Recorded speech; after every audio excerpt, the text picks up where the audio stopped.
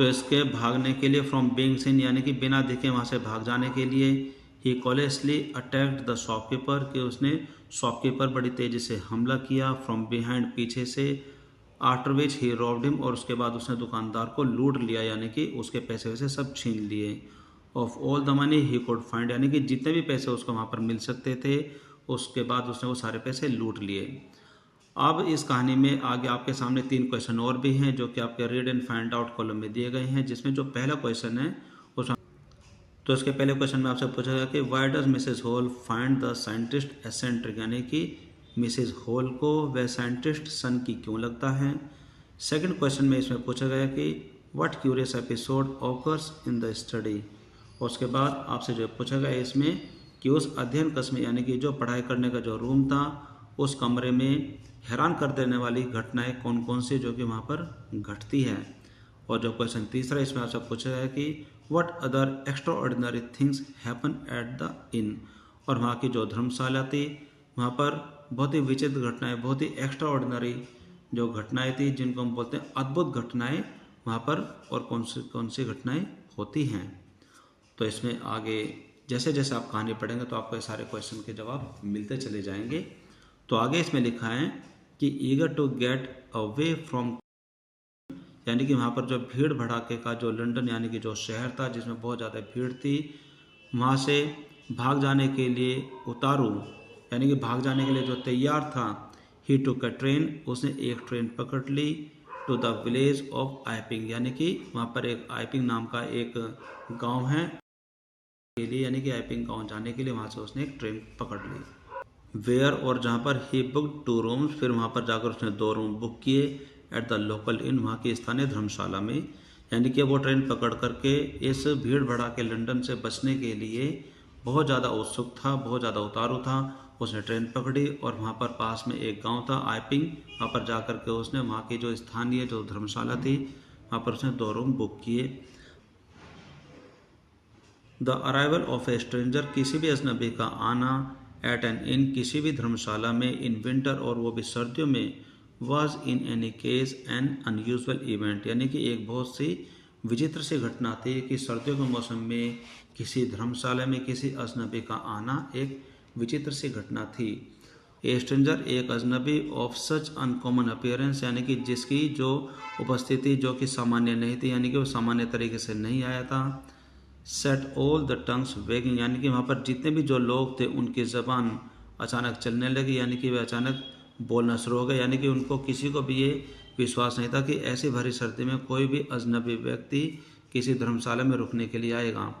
Mrs Hall the landlord's wife यानी कि वहाँ के मालिक की जो पत्नी थी Mrs Hall made every effort उसने पूरी भरसक कोशिश की यानी कि पूरी कोशिश की टू बी फ्रेंडली उसमें मित्रवत रहने की यानी कि उससे अच्छे से बात करने की उसने बहुत ज़्यादा कोशिश की। बट लेकिन Griffin had no desire to talk लेकिन ग्रिफिन को उससे बात करने में कोई भी दिलचस्पी नहीं थी। एंड टोल्ड हर और साथ साथ उसने उस महिला को यह भी कहा था कि my reason for coming to Iping is a desire for solitude कि यहाँ पर मेरे आने का एक कारण यह है कि यानी कि जो आइपिंग नाम का जो गांव है माई रीज़न मेरा उद्देश्य फॉर कमिंग टू आइपिंग यानी कि आइपिंग गांव में आने का मेरा उद्देश्य यह है कि इज़ ए डिज़ायर की एक मेरी इच्छा है कि फॉर सॉलिट्यूड यानी कि अकेलेपन की मेरी इच्छा है। And I don't wish to be disturb और मैं किसी भी तरीके से डिस्टर्ब नहीं होना चाहता हूँ इन माई वर्क मेरे कार्य को लेकर के। यानी कि जो वो मिसेस हॉल थी जो वहाँ के मकान मालिक की जो वाइफ थी उसने काफ़ी कोशिश की जिससे कि वो उसको फ्रेंडली तरीके से बातचीत कर सके यानी कि उसके साथ मित्रवत यानी कि बहुत अच्छा व्यवहार कर सके। लेकिन ग्रिफिन को उससे कोई बात करने की कोई दिलचस्पी नहीं थी और साथ साथ उसने उसको कहा कि इस आइपिंग गांव में मेरे आने का उद्देश्य यही है कि is a desire for solitude यानी कि यहाँ पर अकेलेपन की मेरी इच्छा लेकर के आया हूँ कि मैं अकेला रहूँ। And I don't wish to be disturbed in my work और मैं अपने काम में किसी भी तरीके से डिस्टर्ब नहीं होना चाहता हूँ। बिसाइड्स और साथ साथ an accident had affected my face और साथ साथ किसी दुर्घटना ने मेरे चेहरे को बुरी तरीके से प्रभावित भी कर दिया है क्योंकि वहाँ पर वो अपने चेहरे पर अपने माथे पर वो पट्टियाँ बांध करके जो आया था। आगे इसमें लिखा है कि satisfied that her guest was an eccentric scientist अब इस बात से संतुष्ट होते हुए, यानी कि अब ये बात सारी उस महिला के सामने आई तो इससे वो संतुष्ट हो गई कि संतुष्ट होते हुए कि हर guest was an eccentric scientist, की जो उसका जो मेहमान था वह एक सन की वैज्ञानिक था। And view of the fact, और उस बात को देखते हुए, दैट की कौन सी बात को देखते हुए, he had paid her in advance, कि उसने उस महिला को यानी कि मिसेस हॉल को पैसे एडवांस में भी पे कर दिए थे, यानी कि उसको पहले ही पैसे दे चुका था।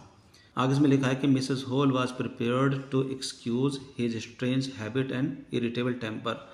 अब यहाँ पर जब उसको एडवांस में पैसे मिल गए थे तो वहाँ पर अब मिसेस हॉल अब इस बात के लिए तैयार थी to excuse his stranger habits, यानी कि जो उसकी जो अजीब सी जो आदतें थी उनको माफ़ करने के लिए वो तैयार थी, यानी कि अब उसने उसको कुछ भी नहीं कहा। एंड इरिटेबल टेम्पर, और उसको जल्दी गुस्सा आने वाला जो स्वभाव था, यानी जो कड़कपन था ग्रिफिन का, उसको भी माफ़ करने के लिए वो तैयार थे क्योंकि उसको पैसे मिल चुके थे। बट लेकिन the stolen money did not last long, लेकिन जो पैसे उसने उस दुकानदार से चोरी किए थे वो ज़्यादा लंबे समय तक नहीं चले। यहाँ पर ध्यान से देखेंगे द स्टोलन मनी का मतलब होता है चुराए गए पैसे, डिड नॉट लास्ट लॉन्ग यानी कि वो ज़्यादा देर तक नहीं चले। एंड प्रेजेंटली, और उस समय ग्रिफिन हैड टू एडमिट, और ग्रिफिन को यह मानना पड़ा that he had no more ready cash, कि उसके पास और ज़्यादा नकद पैसे नहीं थे। ही प्रिटेंटेड, अब उसने वहाँ पर एक बहाना बनाया, एक झूठी कहानी बनाई। हावेवर, हालांकि, दैट ही वॉज एक्सपेक्टिंग, कि हालांकि उसे वहाँ पर एक उम्मीद थी, यानी कि वह उम्मीद कर रहा था। A cheque to arrive at any moment, यानी कि किसी भी पल किसी भी समय पर वहाँ पर एक चेक पहुँचने वाला है, इस बात का वहाँ पर उसने उम्मीद जताई, जो कि उसका एक टोटली एक बहाना था। आगे से में लिखा है कि शॉर्टली, और बहुत ही जल्द, आफ्टरवर्ड, उस बहाने के बाद, यानी कि जो उसने बहाना बनाया था कि उसके पास एक चेक आने वाला है, उसके बाद बहुत ही जल्द अ क्यूरियस एपिसोड ऑकर्ड, वहाँ पर एक बहुत ही विचित्र घटना घटी। Very early in the morning, बहुत ही सुबह सवेरे की बात थी, यानी कि अर्ली मॉर्निंग की बात थी। A clergyman and his wife were awakened, पादरी और उसके वाइफ जाग गए थे। By noises in the study, यानी कि उनके अध्ययन कक्ष से जो शोर आ रहा था उसको सुन करके वो जाग गए थे। क्रीपिंग डाउन स्टेयर, अब वो धीरे धीरे नीचे आ रहे थे, यानी कि सीढ़ियों से वो धीरे धीरे नीचे उतरते हुए। They heard the chink of money being taken from the clergyman desk, और उन्होंने सीढ़ियों से नीचे आते हुए जो क्लेर्जीमैन का जो दराज था वहाँ से पैसे निकालने की आवाज़ को सुना। दे हर्ड, यानी कि उन्हें सुना, द चिंक ऑफ मनी, पैसे निकालने की आवाज़, बीइंग टेकन फ्रॉम द क्लेर्जीमैन, जो कि क्लेर्जीमैन के डेस्क से लिए जा रहे थे, उन्होंने वो आवाज़ सुनी। विदाउट मेकिंग एनी नॉइज, बिना कोई शोर किए हुए, बिल्कुल चुपचाप। With a poker grasps firmly in his hand, अपने हाथों में एक धातु की कोई छड़ी को बहुत अच्छे तरीके से पकड़े हुए। The clergyman flung open the door, कि क्लेंजीमैन ने उस दरवाजे को धीरे से खोला और फिर खोलते ही कहा, सरेंडर, आत्मसमर्पण कर दो। उनको लगा कि अंदर कोई चोर है। तो आगे देखते हैं कि इसमें क्या होता है। आगे इसमें लिखा है कि देन, और तब, to his amazement he realised, यानी कि अब उसके सामने बहुत ही हैरान कर देने वाली बात थी जो कि उसने महसूस की थी। और उसने क्या महसूस किया था, दैट की the room appeared to be empty, यानी कि जो कमरा था जिसके अंदर से उसको आवाज़ आ रही थी, कमरा तो खाली था, यानी कि कमरा उसको खाली प्रतीत हुआ। ही एंड हिज वाइफ, उसने और उसकी वाइफ ने, looked under the desk, desk के नीचे देखा, एंड बिहाइंड द कर्टेन्स, पर्दों के पीछे देखा, एंड इवन, और यहाँ तक कि अब द चिमनी, यहाँ तक कि चिमनी के ऊपर भी देखा। There was not a sign of anybody, वहाँ पर किसी के भी होने का कोई संकेत नहीं था, कोई निशान तक भी नहीं था। येट, फिर भी, the desk had been open, लेकिन फिर भी जो डेस्क था, यानी कि जहाँ से उन्होंने पैसे निकलने की आवाज़ सुनी थी, वो खुला हुआ था। And the house keeping money was missing, और वहाँ पर हाउस कीपिंग के जो पैसे थे, यानी कि जो घर चलाने के जो पैसे थे, वो गायब थे। अब यहाँ पर जो क्लेंजीमैन, यानी कि जो पादरी, पूरे दिन ये कहता रहा, the clergyman kept saying for the rest of the day, वो पूरे दिन यही कहता रहा, एक्स्ट्राऑर्डिनरी अफेयर, बड़ी विचित्र बात है, बड़े ही विचित्र घटना है, वो पूरे दिन यही कहता रहा। बट लेकिन it was not as extraordinary, लेकिन ये इतनी भी विचित्र बात नहीं थी जितने कि as the behaviour of the Mrs Hall's furniture, जितना कि विचित्र मिसेज हॉल के फर्नीचर का व्यवहार था, यह बात इतनी भी विचित्र नहीं थी जिसको क्लर्जीमैन पूरे दिन कहते रहे कि बहुत बड़ी विचित्र बात है, बड़ी विचित्र बात है। लेकिन ये इतनी भी विचित्र बात नहीं थी जितने कि मिसेस हॉल्स का जो फर्नीचर था उसका व्यवहार था, यानी कि उसके फर्नीचर के साथ भी कुछ अलग प्रकार का व्यवहार था। A little letter that morning, थोड़ी देर के बाद उसी सुबह, इसमें आगे लिखा है the landlord and his wife were wake up very early, कि जो जमींदार है और जो उसकी वाइफ है वो बड़ी जल्दी जाग गए थे। एंड और वर सरप्राइज्ड, और वो बड़े हैरान हो गए थे, टू सी, यह देखकर, कि वो यह देखकर बड़े हैरान हो गए थे, the scientist door wide open, कि जो साइंटिस्ट का जो रूम था उसका दरवाज़ा पूरी तरीके से खुला हुआ था। यूजुअली, आमतौर पर, इट वॉज शट, आमतौर पर यह हमेशा बंद रहता था, एंड लॉक्ड, और ये लॉक भी रहता था, यानी कि इस पर एक ताला भी लगा रहता था। लेकिन जब जमींदार और उसकी वाइफ सुबह जल्दी जागे तो वो देख करके बड़े हैरान हो गए कि साइंटिस्ट के जो रूम का दरवाज़ा पूरी तरीके से खुला हुआ था। And he was furious if any one entered his room, कि अगर कोई भी व्यक्ति उसके कमरे में घुस जाता तो वो बहुत ज़्यादा गुस्सा करता था। The opportunity seemed too good, अब यहाँ पर जो अवसर था बहुत अच्छा अवसर था, कि वो इतना अच्छा अवसर था, टू बी मिस्ड, जिसको गवाया नहीं जा सकता था। दे पीप्ड अराउंड द डोर, उसने दरवाजे के चारों तरफ पहले ध्यान से देखा। सो नबडी, और फिर उसने देखा कि वहाँ पर कोई भी नहीं था। एंड डिसाइडेड टू इन्वेस्टिगेट, और उन्होंने ये निर्णय लिया कि कुछ पता लगाया जाए, यानी कि कुछ इन्वेस्टिगेट करने का उन्होंने निर्णय किया। The bed clothes were cold, यानी कि बिस्तर के जो कपड़े थे वो ठंडे थे। शोइंग दैट, ये प्रतीत करते हुए, यानी कि बिस्तर के जो कपड़े ठंडे तो उससे पता चल रहा था। The scientist must have been up, कि साइंटिस्ट जग गया होगा, फॉर सम टाइम, थोड़ी देर से वो पक्का जग गया होगा, यानी कि वो जागा हुआ होगा। एंड स्ट्रेंजर स्टिल, और अभी भी अजनबी, still the clothes and bandage that he always वोर वर लेइंग, और वहाँ पर जो वो अजनबी था, यहाँ पर बहुत बड़ी हैरानी की बात थी। द क्लोथ्स एंड बैंडेज, यानी कि उसके कपड़े, और बैंडेज यानी कि जो पट्टियाँ थी, दैट ही ऑलवेज वोर वर लेइंग, यानी कि जिसको वो हमेशा पहने हुए रहता था, वर लेइंग अबाउट द रूम, वहीं रूम में इधर उधर पड़ी हुई थी। आगे इसमें लिखा है कि ऑल ऑफ ए सडन, और अचानक से, Mrs Hall heard a sniff close to her ear, कि मिसेस हॉल ने अपने कानों के नज़दीक एक स्निफ की आवाज़ सुनी, यानी कि स्निफ होता है सांस लेने की आवाज़, सो सो जैसे जो सांस लेने की जो आवाज़ होती है वो उसने बिल्कुल अपने कानों के नज़दीक सुनी। एंड अ मोमेंट लेटर, और अगले एक क्षण, the head on the bed post, यानी कि जो बेड के किनारे पर रखी जो हेड थी, लिफ्ट अप, वो उछली, and dashed itself into her face, और वह खुद उड़ करके मिसेस हॉल के चेहरे पर आकर के बड़ी जोर से टकराई। देन, और फिर, the bedroom chair became alive, और वहाँ पर जो बेडरूम में एक चेयर रखी थी उसमें भी जान आ गई, वो भी जिंदा हो गई। Springing into the air, हवा में उड़ते हुए, अब जो चेयर है वो भी हवा में उड़ रही थी, हवा में उड़ते हुए। चार्ज्ड स्ट्रेट एट हर, उसने बहुत ज़ोर से मिसेस हॉल को टक्कर मारी। लेग्स फॉरमोस्ट, बिल्कुल सामने से उसके पैरों में टक्कर मारी।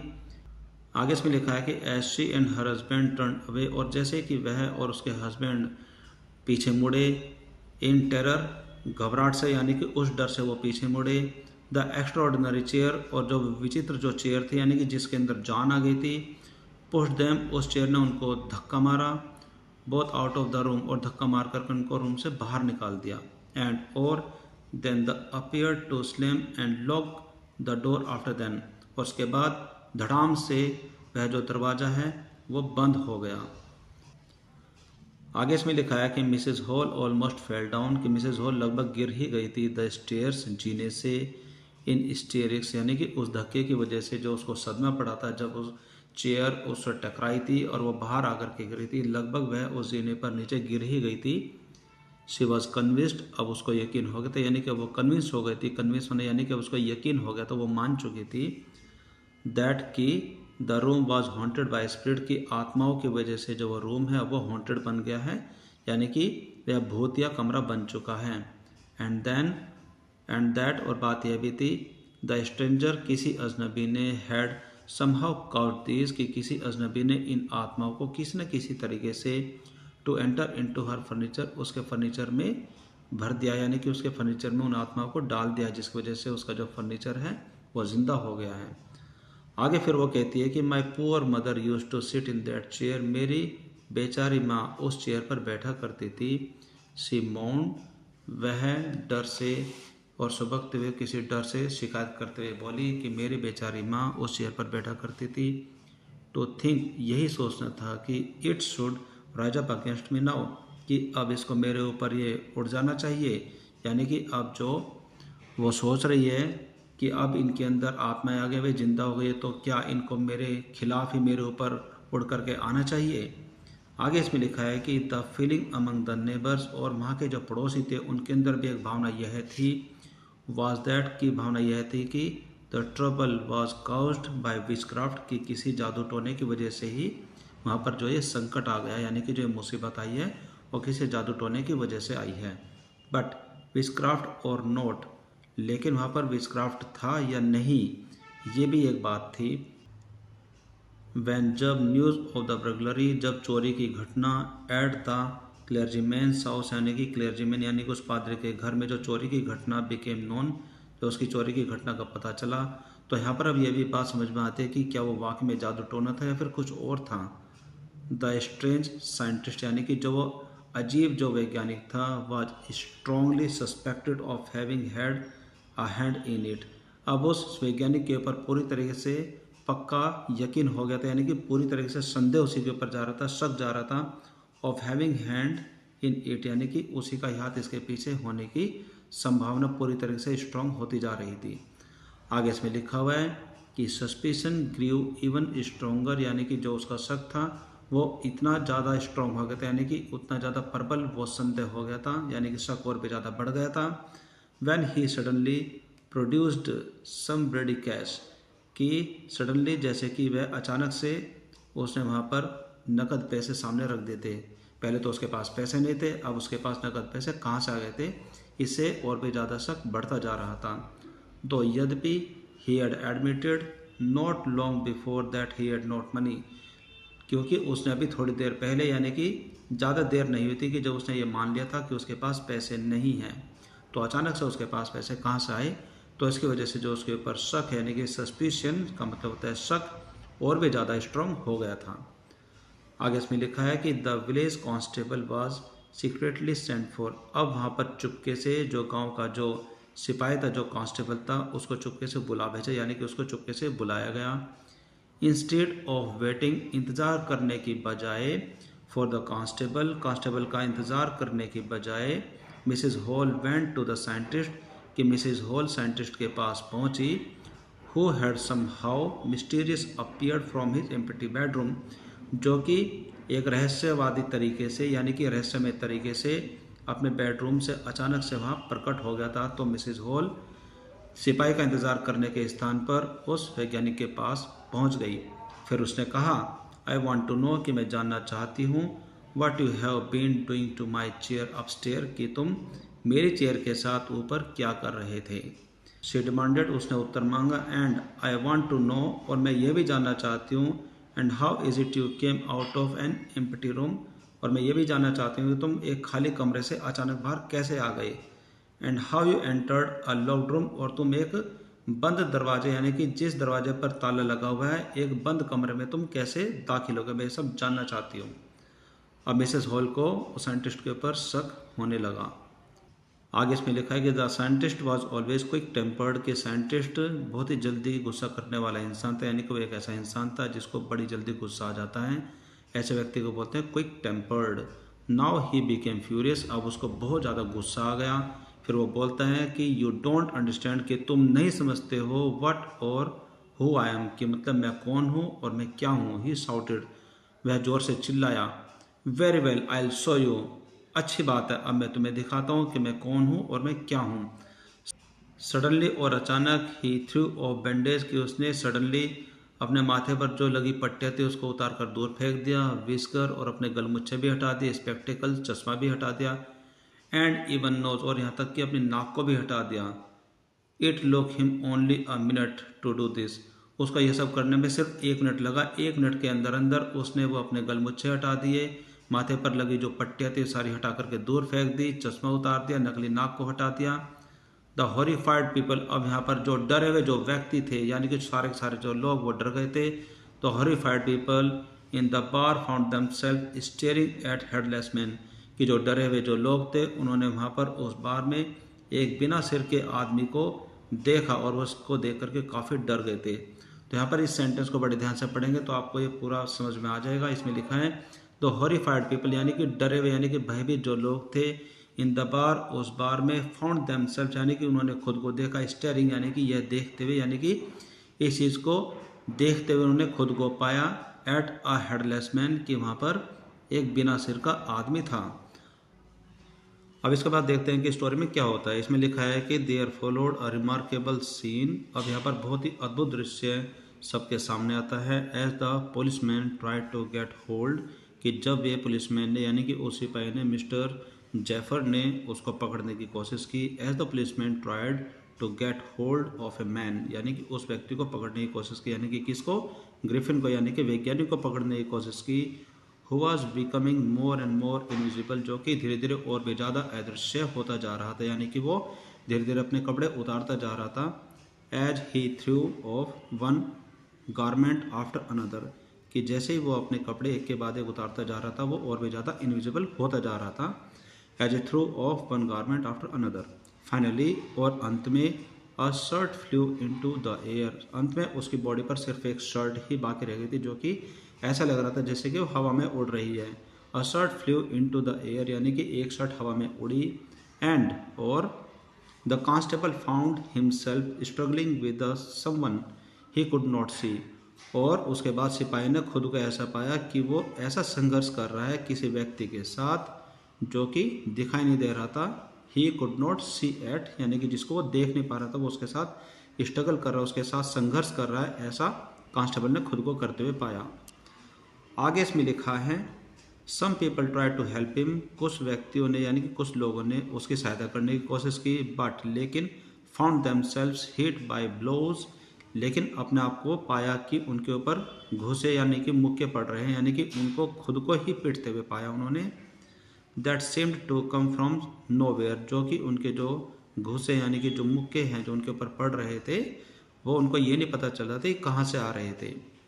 और आगे इसमें लिखा है कि इन द एंड, और अंत में, मिस्टर जेफर वाज नॉक्ड अनकॉन्शियस, के मिस्टर जोसेफ चोट खा करके वो बेहोश हो गए, यानी कि वो नीचे गिर पड़े और बेहोश हो गए। एज जब he made a last attempt, की जब उन्होंने अपनी अंतिम कोशिश की, to hold on the unseen scientist, की जब उसने अपनी अंतिम कोशिश की उस अदृश्य वैज्ञानिक को पकड़ने की। आगे इसमें लिखा है कि देयर वर नर्वस, कि वहाँ पर बहुत ही चिंताजनक की स्थिति थी। Excited cries of hold him, वहाँ पर सिर्फ चिंताजनक की स्थिति थी और बहुत रोमांचकारी चिल्लाहट मच रही थी कि उसको पकड़ो, उसको पकड़ो। बट लेकिन, this was easier said than done, लेकिन ये सिर्फ कहना ही आसान था बजाय करने के, क्योंकि वो तो किसी के हाथ में आ ही नहीं रहा था।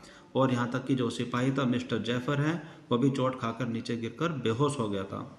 आगे इसमें लिखा है कि Griffin had shaken himself free, कि मिस्टर ग्रिफिन ने वहाँ पर अपने आप को आज़ाद कर लिया था, यानी कि वो अपने आप को आज़ाद कर चुका था।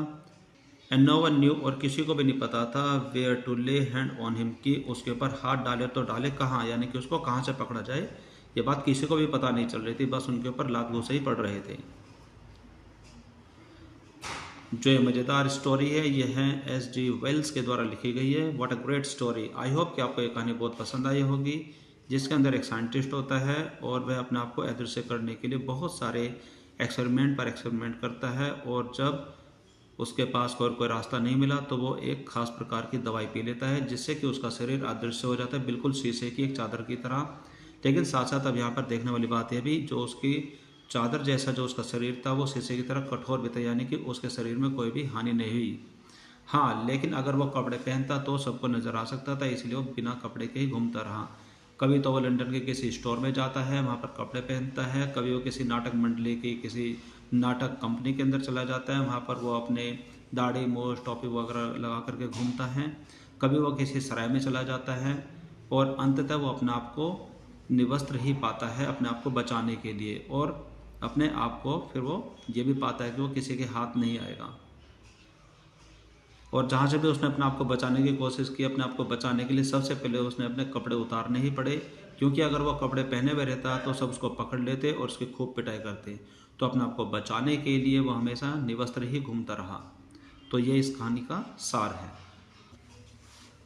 सो आई होप दैट आज की ये स्टोरी आपको बहुत पसंद आई होगी। आपने एक एक सेंटेंस को बड़े ध्यान से सुना होगा, उसकी हिंदी और उसका अर्थ जानने की कोशिश की होगी और साथ साथ अपने इंग्लिश को भी इम्प्रूव करने की कोशिश की होगी। तो आज की क्लास में सिर्फ इतना ही। This is all for now for today's class. अब हम मिलेंगे हमारी अगली क्लास में इस चैप्टर से जुड़े हुए क्वेश्चन सीरीज को लेकर के, और ये देखेंगे कि जो क्वेश्चन इसमें पूछे गए हैं आप उनके आंसर कैसे देंगे। So till then take care, bye bye, have a nice day.